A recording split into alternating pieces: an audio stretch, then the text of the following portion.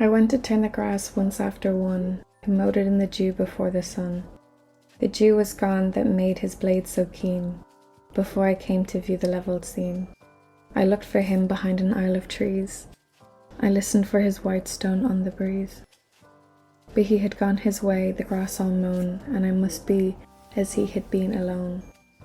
As all must be, I said within my heart, whether they work together or apart.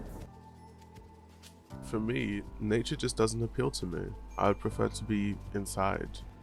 I understand the fragility of it, so I don't enjoy being involved with it. I'm afraid of insects. This is why I keep my distance. I see nature as more of a base point for my creative fantasies.